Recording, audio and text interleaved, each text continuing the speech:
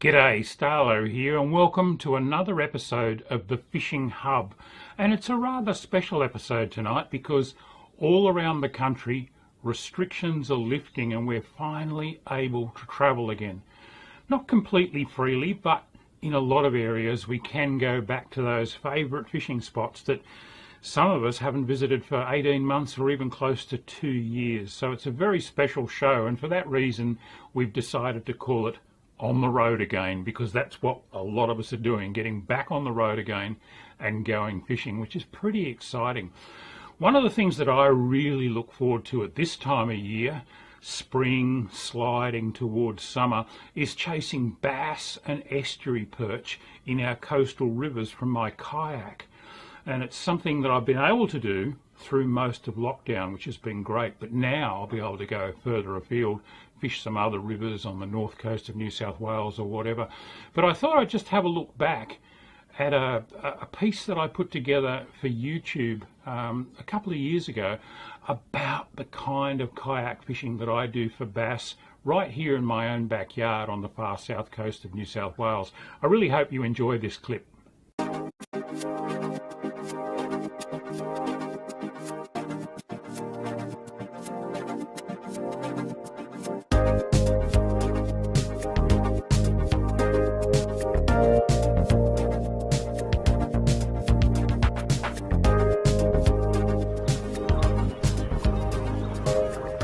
I'm back in my happy place again, pedaling my native watercraft kayak up a gorgeous coastal river on the south coast of New South Wales.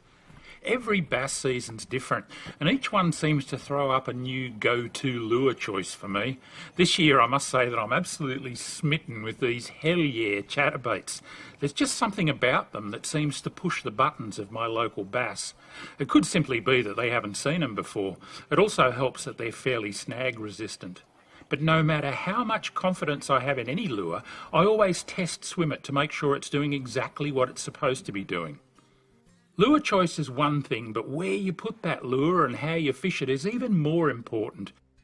For wild river bass during daylight hours, that means as tight to cover as you can get it.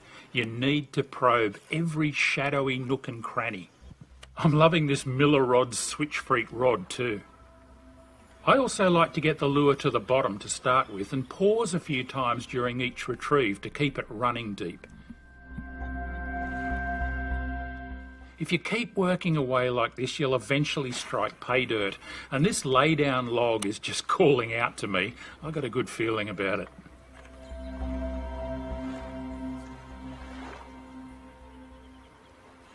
Oh, yeah. Oh, good fish. Oh.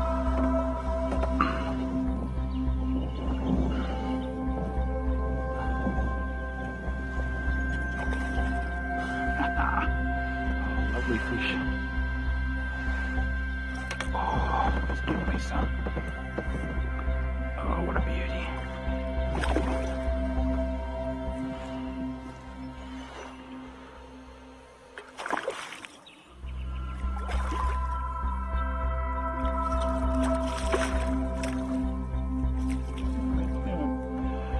Oh, a particularly big one. Not a bad fish.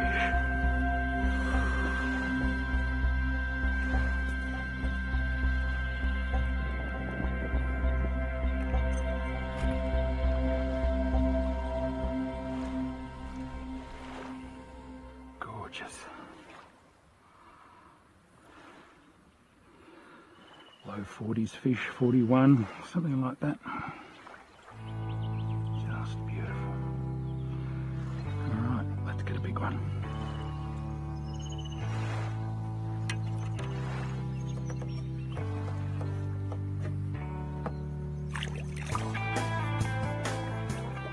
You need to put the time in, make plenty of accurate casts and cover lots of water for daytime bass, but the rewards are worth it, and the places that this fishing takes you into are pretty special too.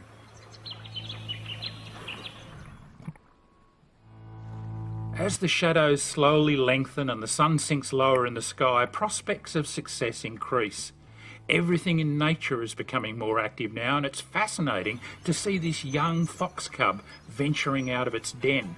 It has no idea I'm there at first, but eventually twigs to me and scampers off, though not before pausing for one last look back.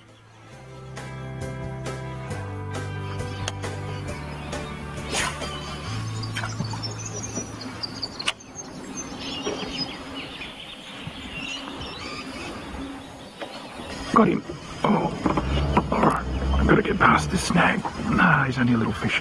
Oh, you know what? How's that? That's a flathead. Above rapids in drinkable fresh water.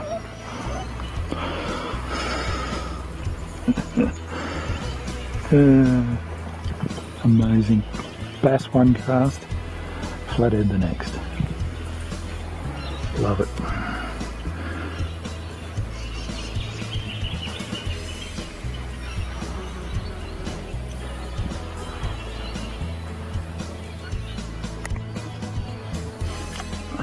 Off you go, mate.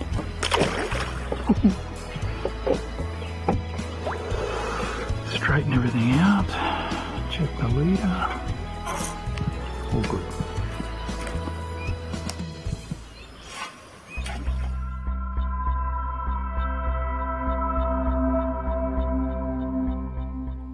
I'm expecting the action to ramp up now, but I know they won't all necessarily be big fish either. Healthy rivers like this contain a mix of sizes.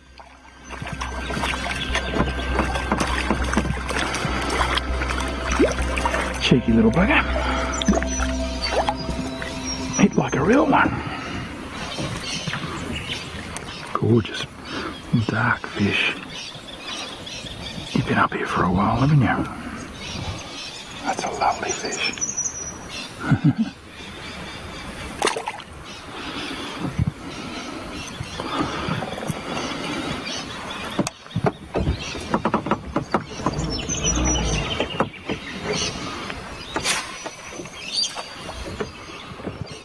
Sometimes a bass grabs the lure as it sinks, and this one has me straight back into the timber. I'm in serious strife here.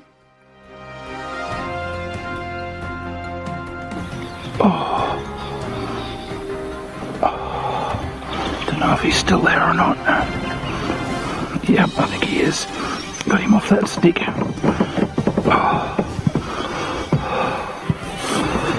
How big are you, mate? Oh, not out of trouble yet.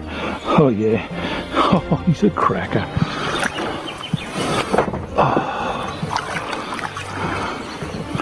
And he just hooked. I better grab the net.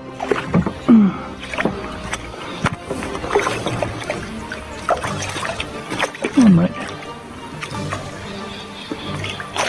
Oh, don't get off.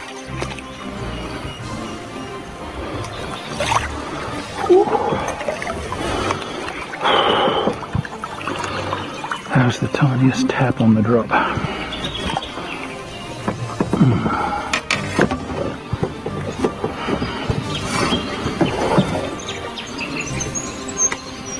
Oh, he's only just hooked.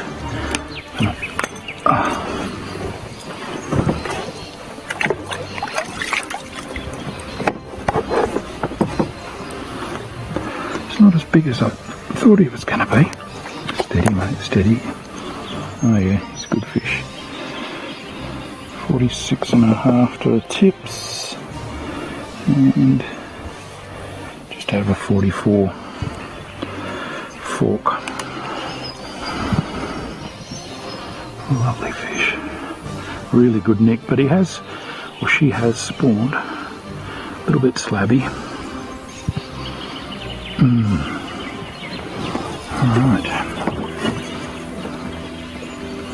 I was lucky to get her out. Ooh, you're ready, aren't you, love? She's going to go through under the kayak. That bass fishing out of the kayak is just so much fun. I actually got out a couple of times this week before the rain and the wind set in, and I was fortunate enough to catch my new personal best estuary perch, an absolute cracker that measured 51 centimetres to the tail tips and about 49 centimetres to the fork of the tail. I've caught a few almost that big in the past, but never one quite that big, and to get it on a surface lure out of the kayak was just the icing on the cake. No wonder I love this time of year so much. Now, talking about someone who absolutely loves his fishing, Shroom is one of the most enthusiastic anglers I've ever seen. I love his stuff. He's going to take us fishing today on some different waters around Sydney. He's actually going to travel in pursuit of fish, but I won't steal his thunder. I'll let him tell you what his clip's all about. Over to you, Shroom. Thanks a lot, Starlo. I really enjoyed that really magical clip there, chasing bass off the kayak. And I think, like everyone at home watching, myself, I'm looking forward to be back out on the road again. You know, whether it's moving up and down the coast or towards the fresh, like where Starlo went, or basically just spreading your wings a bit and just heading into areas that you weren't able to access before.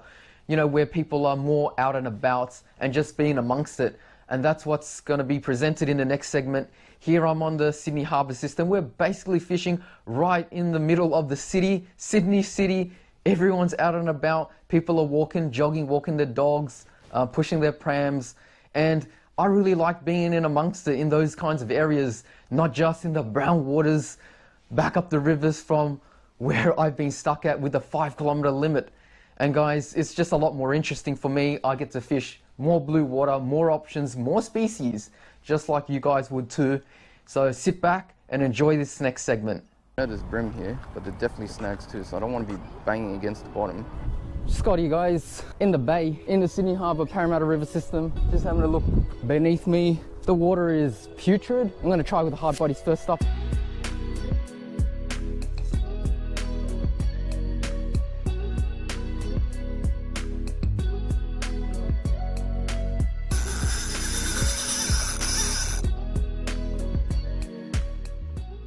Alright, first up, what do we have here? Crack this open. I'm going to give this Daiwa Silver Wolf crankbait a run first up. There we go, on. Nothing significant, but fish on, guys. Second cast. And looks like we picked up a little Brembo.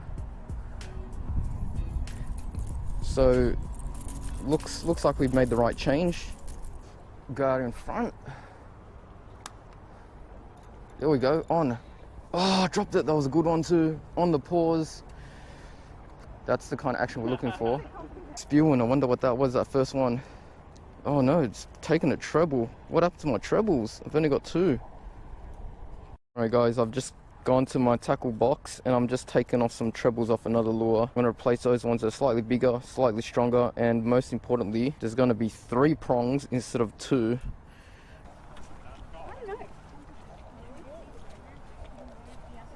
See guys, I'm pretty much just looking over the edge. See all those rocks, right? Sometimes they're just there, even if it's pretty much midday. You can see the sun's just right there. Now guys, I'm getting some weird looks as I go around here, so plenty of people out and about. But there's 50,000 of you, so I best keep going. Look, we're gonna continue grinding, guys. Well, I guess it's not really a grind. We've just kind of had a bit of a moment with the hard bodies, and now I'm just gonna try with the plastics. The only problem is I'm battling dogs in the water and all kinds of bad conditions. You guys can probably see behind me there's that jetty. I'm gonna give that a go. So that's where we're walking around the corner now. Caught one brim so far, so we're off a donut. So we know that this works. But for the amount of casts that we're doing, is there something a bit more effective? Yeah, they're certainly following it. We'll try a little one first while I can still see by looking above on the water. Get some more data for you. So what have we got? What's the Shroom got here with him? So here's the box, guys. Let's open up the stash. This Gladiator Bingo might be the go. It's a bit of a fat one though. Bit of a fatter diver, but definitely smaller. The hooks are a bit suspect. And we've got the Strike Pro one, which has no hooks. Alright, we can't go that way. We're going to go here, Gladiator Bingo. Quite similar, so I'll hold up the shad. This was the Daiwa Silver Wolf shad, and that's the Bingo, smaller. Big brim going through there. Just right under that pontoon. They're still skipping around those prawns. Or fish, yeah. Actually, they're probably... I think they're jelly prawns, those ones. Oh, yeah. Yeah. Time to find out. I have no idea. Check that out. There we go, a nice tailor right there. I'm gonna move spots. Just a couple of really small fish, a brim and a tailor. Just getting out of here now. It's a hot one. There we go, straight away, straight away, straight away, straight away, straight away, first cast. But that was a good run. Stay away from that boat, please. Stay away from the edge, there's oysters everywhere. It's right up against the bank. Oh, that's rubbing, rubbing. Bit of rubbage action. Oh, he's out now. He's just there. Oh, wow. 3, 2, 1. Ooh, snapped. How lucky is that? So glad that I stuck around with this lure. This profile first, that thinner minnow style. Changed it to a brown color because the water is a little bit clear. It's not apparent, like I said, because of the overcast conditions, and we picked up this fella right here. That's it, that's the shot. Let him go. And I just want to point out that all those rocks there are lined with oysters, and that is pretty much why there's going to be brim all the way along here. Just needed to find that right color. It's looking pretty good right now. If I can pick up a few more. Strike Pro, here we go. Just a subtle change and it's made the difference. See if we pick up a few more. Look at that, right on. Can't believe it. This is third cast. This one's a flatty. This one's a flatty, guys.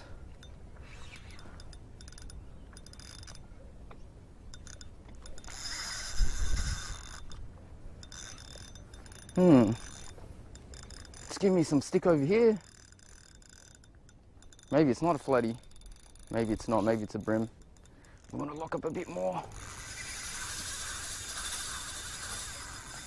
My gosh, what's going on there? Alright, I'm gonna have to do what we did before and just walk, pull it out of there. Because I don't want to touch my drag too much. No way, no way. What's going on? What's going on? What's going on here? No way. No way, this is a good fish. This is a good fish. This is a good fish. Oh, wow. Wow. This must be a good fish. It's taken a while to control this guy. My gosh. What do you guys reckon? Please don't find the bottom. Please don't find rocks. What's going on here? What's going on here? Rod tip high. What are you doing, mate? Oh, you're putting me under the pump. No way. Heart rate shooting up, guys. Okay, I'm getting nervous. I'm getting nervous. I see color. What do you guys reckon it is? What do you guys reckon it is? What do you guys reckon it is? Don't want to pull anything. How can I have so much energy? It's going against the side once again. Oh my gosh.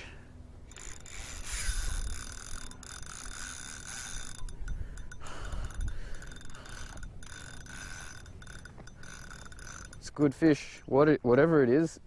I doubt it's a brim now. Just walking to the right, guiding it. I'm gonna guide it to the beach. Oh my gosh, I felt something slip there. I felt something slip. Whatever it is, your guess is as good as mine. We've been fighting for about 5 minutes. still going. It was the third cast. Look at that. It's just pumping. It's just grinding out a few meters. I've been walking to the right. My gosh. Yes, it's been 5 minutes and I don't think I was recording properly, but still, you can see that it's still going hard. It's up against the side a bit.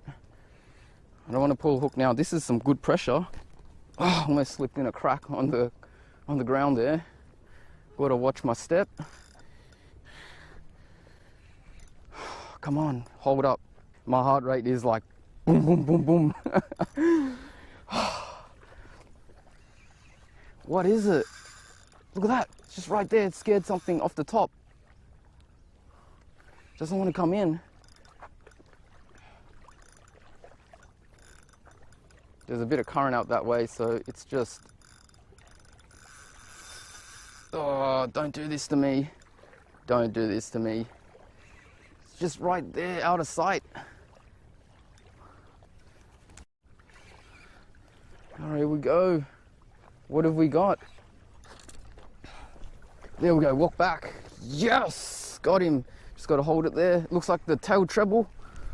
Keep it tight, keep it tight, keep it tight. I'm coming, buddy. I'm coming for you. Keep it tight. Yes. Woohoo! Ah, trevally, guys. Not bad, guys. Not bad. What a silver trevally. What a silver trevally. Got to make sure that those hooks... Yeah, that should be fine. Look at that. I got a good hook up on the tail and underneath. Don't think it was getting away unless I was putting too much pressure. Then I would have just ripped it out of its flesh. They pull so hard, trevally. They pull so hard for their size, and half the time they're pulling so hard that they just rip the hook straight out. All right, guys, just quickly let that fish go just then and there. That trevally took that lure. As you can see, it's just floating over there. Let me get it in for you guys. Just pull that in. There it is. Strike Pro. Can't believe it. Just a little change like that, right? Can't believe that made all the difference. Now this plastic here, I did retrofit it with owner ST14s. I think 12s or 12s or 14s. I think they're 14s. Super sticky. Now a question I get asked is, can you use hard bodies anywhere in the Parramatta River?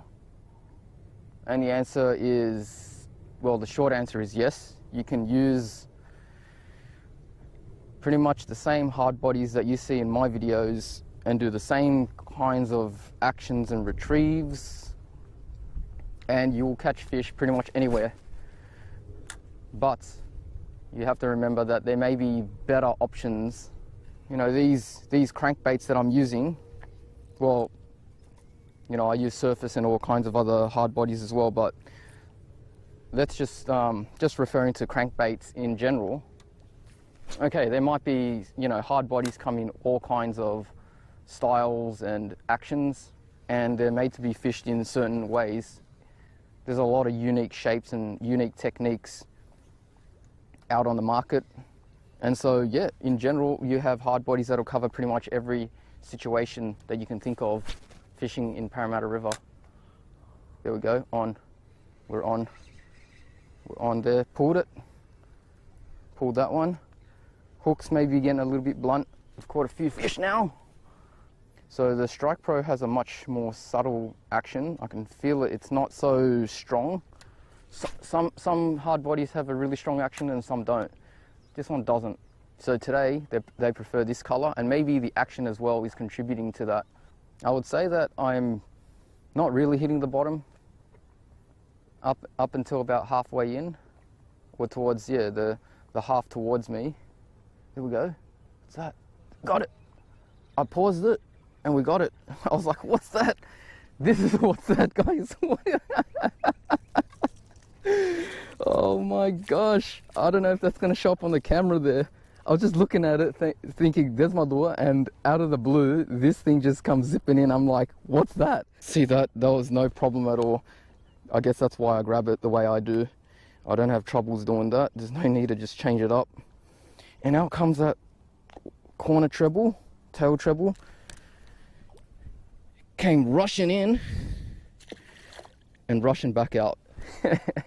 Really nice overcast conditions today, and they were tuned on that hard body, that Strike Pro. Can't wait to get back out here. But for now, guys, if you want to keep watching, I'm going to put up a couple of videos on the channel. If you got any questions, make sure to put it down in the comment section down below. Make sure you subscribe, hit that notification bell. There's always new videos coming, and I'll catch you guys next time. How good was that? And what an epic fight that Silver Trevally put up. It really had me guessing as to what he had on. They go so hard, especially on that light gear. And the enthusiasm and the excitement of Shroom hooked up to that fish really came through in that clip for me. But talking about enthusiasm and excitement, Robbie Alexander from Robbie Fishing is really looking forward now to being able to travel back to one of his favourite places on the planet. It's in the Riverina area of southern New South Wales, and he hasn't been able to cross the border and fish there for nearly 2 years. He's really looking forward to getting back there. Sure, the fishing's good, but what Robbie really likes about it, I think, is the nature and the wildlife. And a lot of you who follow Robbie will know that he's a really, really good photographer. He takes fantastic wildlife shots. And I know that when he's in this part of the world, that's one of the things that he loves to do. But of course, he's got a couple of lines in the water as well. Let's check in on Robbie now. G'day folks, I'm out in Riverina, New South Wales. I've been doing a bit of photography today. I photographed some brolgas, some emus, some kangaroos. I've just had a wonderful time, and now there's only 2 or 3 hours left of the day. I'm going to pull up on the bank of the creek here, drown some worms and see if I can catch a fish. If I do, it'll most likely be a carp, but there are other species in this creek, and if I'm lucky I might catch one. But when I come out here to Riverina, New South Wales, it's not always about the fish, it's about the environment. This is one of my favourite places. I love it here. Let's go and see if I can catch a fish to end what has been a great day. GoPro, stop recording. GoPro, stop recording. Oh, hang on, that's not my GoPro, that's in my pocket.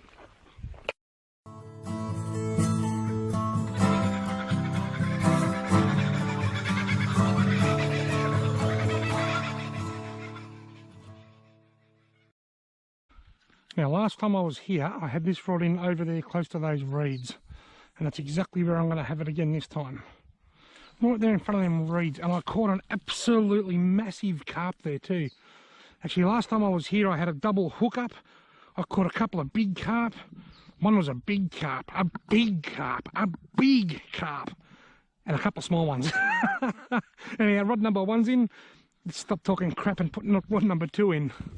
Rod number 2 has got a bit.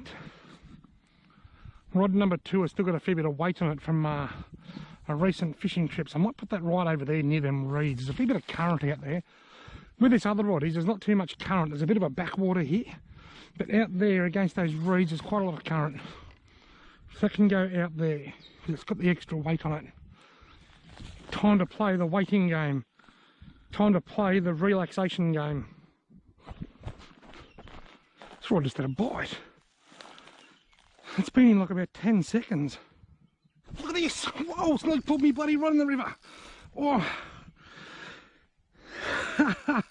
Whoa!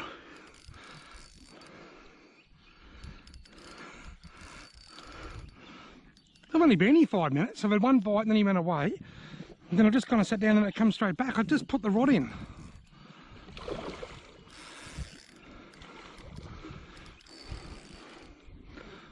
Come out of there. That's what I came here for. Well, it's not what I came here for. I just came here to catch a fish, but that's what I expected I might catch when I came here. There we go. One Riverina mud marlin. There we go, folks. I've been here 5 minutes and I'm already on the board. Rightio, rod number 2. I'll put you back over there in that corner where you were. I was there for like not even 5 minutes, and in the first 5 minutes it had 2 really nice bites, one of which resulted in a hookup and catching a carp. Look at this, straight away. He's got it, he's got it. Got him, another one. My God. I haven't even been here 10 minutes and I've already hooked up the 2 carp. Assuming this is a carp. If it's not, it's something big. If this isn't a carp, then it's a damn big redfin.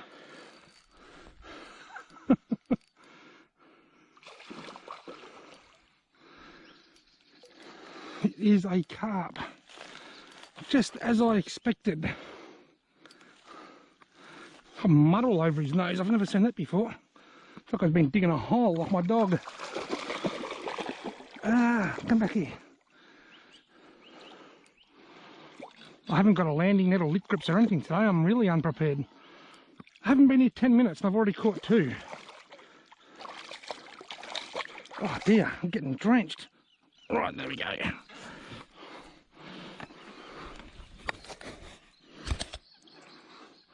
There we have it, folks. Carp number 2 in less than 10 minutes. That is so awesome. Righty, I'll put rod number 2 back where it was.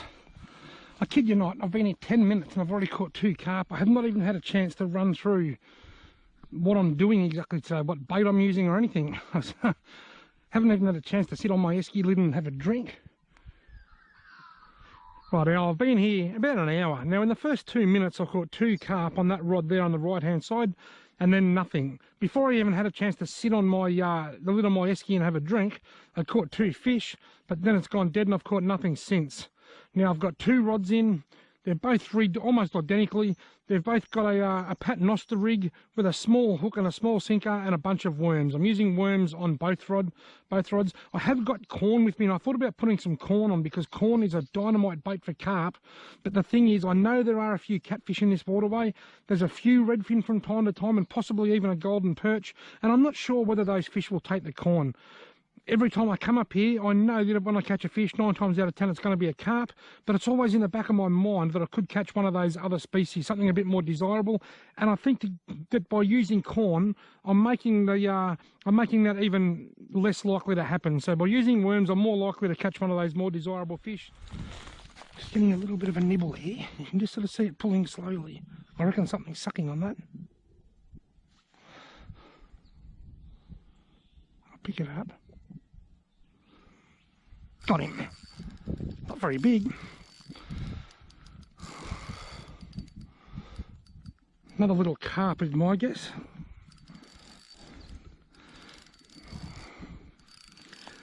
Similar size to the last 2, I reckon.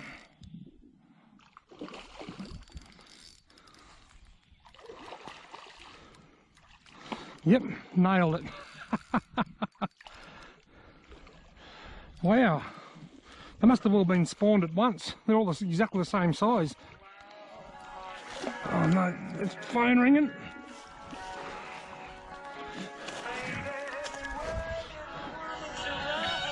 I know who this is. Righto folks, I caught another carp, carp number 3, you're now going to answer the phone.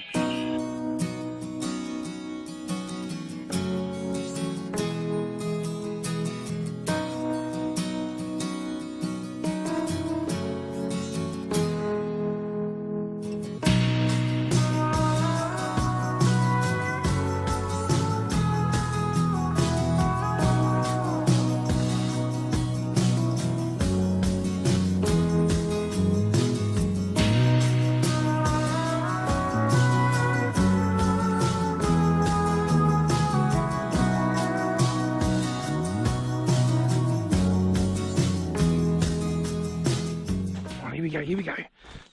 Surely I've got to catch at least 1 fish on this rod today. The black queen never fails. The black queen never fails. Yeah, something's pulling it. Something's swimming with it a bit. Pulling, pulling, pulling. Got him. Ha ha ha! The black queen never fails, folks. The black queen never fails. A rod that's older than I am. And I'm so old that my beard's grey. If this fishing rod could go grey, it'd be grey too. Look at that. Beach that. Carpio number 4EO. Rightio folks, I'm about to pull both rods in and head home. It's about an hour and a half back to my place from here. Who would drive an hour and a half to catch carp? Oh, I'll get a bite. I would. I might catch one more yet before I go, if I'm lucky. Thanks very much for watching. If you haven't already subscribed to my channel, why not do so? And I'll see you in the next video. What a beautiful part of the world. I can see why Robbie enjoys spending time there, fishing and catching yabbies and just kicking back, sitting on that esky lid that he talks about, drinking a cold one and just soaking in nature. As the old man in the castle said, how's the serenity? Pretty good. All right, now something entirely different. Back into the vaults. We're going to have a look at a clip from the Rex Hunt Fishing Adventure days, and it's Rex on King Island, which is in Bass Strait. Now, Flinders Island, which is at the eastern end of Bass Strait, tends to get the most publicity, but King Island, which is at the western end of Bass Strait, not too far north of Tasmania, has a lot of charms of its own and some great fishing. I've never actually been there, but watching this clip from Rex, I'm pretty keen to add it to my bucket list. See what you reckon.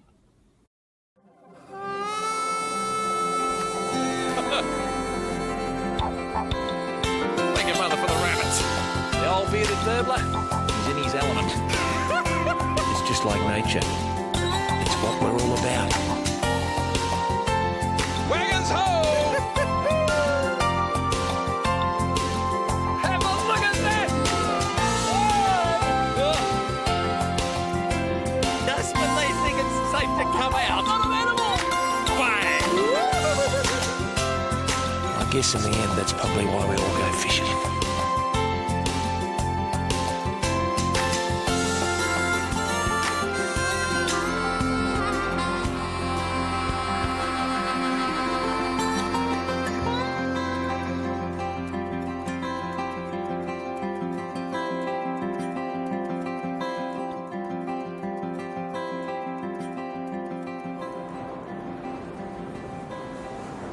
Well, another beautiful day has dawned on King Island, and that is in the middle of Bass Strait, south of Victoria and north of Tasmania. And here is Narracupa. Now, it's on the eastern seaboard, and believe it, don't go looking at me like that, this is Rod Fisher. That's right, fishing rod, fisherman. And I tell you what, you're a local, and you just love this joint, don't you? Beautiful place, Rex. Why is it such an attractive place for you as an angler? Such a diverse array of coastline and opportunity to fish so many different species, so many different sort of areas.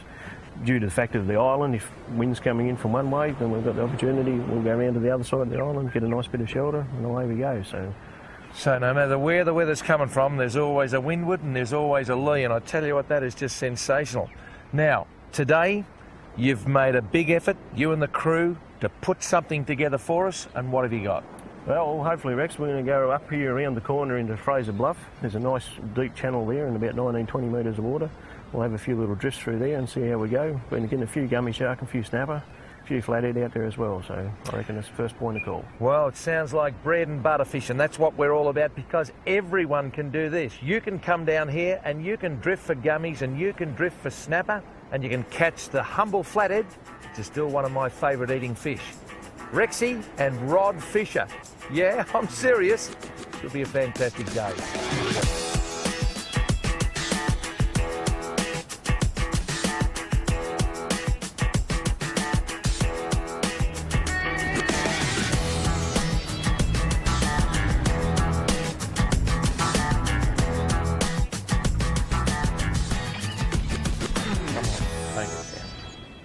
Reef.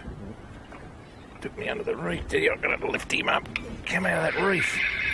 Come out of that reef, mate. Some sort of parrotfish, I reckon, because he took me under the reef. Come on. Come on. Yep, we come. It is a blue throat wrasse, or what a lot of people call just a blue throat or a blue throat parrotfish. Now, these are an interesting species. Now, they're a member of the tuskfish family, and irrespective of what people tell you, these are very, very good eating. Now, you see me catch bald chin groper, and he actually took both hooks. I took the top hook out, and I took the bottom hook out. And that bottom hook is well and truly in you. And these particular fish are just all power. Have a look at those teeth, and that is where they get the name parrotfish. where they get the name blue throat is obvious. He is as slippery as a slide. I'll just put him back there and away he goes. Absolutely beautiful. And what they do is they live in little caves and they can back into them, and then when a prey goes past they go like that. Or just in an afternoon they might feel like a snack and they just go bang and get on the side of the reef. Yep, we've got a flathead here, Rex. Good, lift him in. Oh, he's a nice fish. He is a nice fish. Now, I tell you what, that's 700 grams of beautiful flathead, a beautiful eating fish. Sand flathead. He loves that particular rubble that Rodney has put us over here. And just stop kicking, mate. We might just roll you over on your stomach and tickle you. And just grab him like that. That's the way to grab a flathead. Let mum or dad show you. And then you can just lift that out of there. Look at that, look at those spines. Now, he is the master of disguise. He can get down there and just blend in with the rubble, and they are like a Murray cod. They look very, very docile, but when a feed comes around, they're like me, folks. So what I'm going to do is I'm going to give him to Rod, and Rod can fix him up because he's going back and in the frying pan. And I tell you what, I'm a very, very docile fella, and I know that I'm watching this at home as we speak. And I've said to Lynn, oh, there's someone at the door. So she's at the front door now because I knew when it was coming up. And it's just like me. I'm a little bit docile. But I tell you what, at 8 o'clock in the morning, King Island Bakery. Lamingtons, low fat, no cholesterol. Bang. Have one, boy.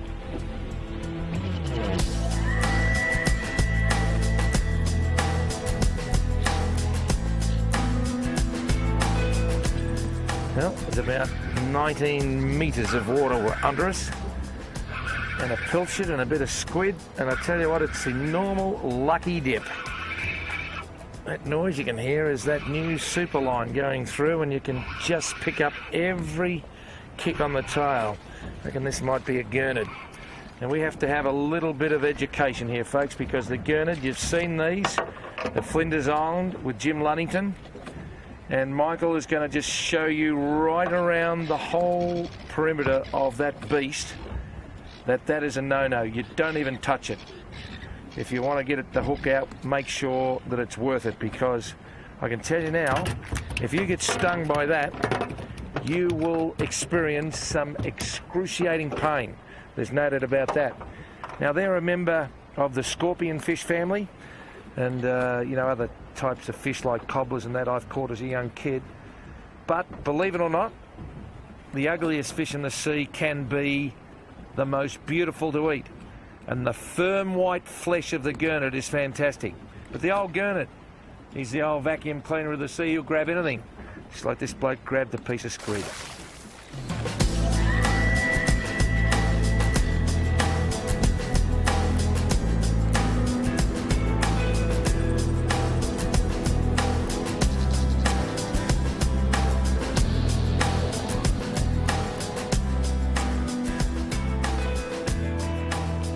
This is a nice and quiet day for me. Usually, you know, there's yelling and screaming and all excitement, but it's a real bottom bouncing day. Just, you never know what you get on the lucky dip. And I tell you what, the old Narracoopa Pier, have a look at it. The sad thing is, they're going to pull it down, but the legend has it that $750,000 needs to be spent to make it into just a tourism thing so a bloke can dangle a fishing rod on the end of it. Well, the economics and the sums just don't add up, folks. So bass straight, flathead, gurnard, blue-throated parrotfish, a lucky dip, folks. Not a bad place to pass the time of day when you got nothing else on your plate.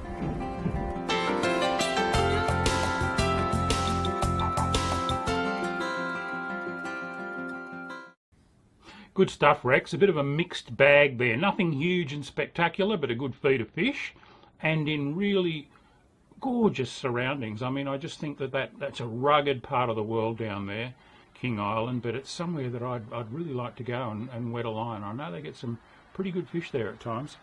Ooh, and the heavens have just opened up again as I'm speaking to you. I can hear the rain on the tin roof. We've had quite a bit of rain this week. It's going to be good though for all the systems. It's giving them a bit of a flush out. I think we're really finally about to see spring kick into gear. It's been a little bit slow in my part of the world, but it's starting to happen now. Now look, I've got a very important announcement to make tonight before we wrap up. We always told you that the hub was mostly here to get you through the limitations of COVID lockdowns and not being able to travel to all your favourite places. As I said at the opening, that's all starting to lift now. So instead of coming to you weekly, we're going to switch over to monthly. That's going to give us all a chance to do a little bit more fishing too. So we're going to come to you at 8 p.m. Australian Eastern Summer Time on the second Thursday night of each month for the next few months. That means that the next show will be on Thursday the 11th of November. Now that should be an easy date to remember because that's Remembrance Day, the 11th of November. We'll be on that night at 8 p.m. Eastern Summer Time. You can watch us all over the country, you can watch us all over the world, and you can watch us on any one of our YouTube channels. My Starlo Gets Real YouTube channel, the Rex Hunt Fishing Adventures YouTube channel, Shroom's Shroom Fishing channel, and of course Robbie Alexander's Robbie Fishing channel.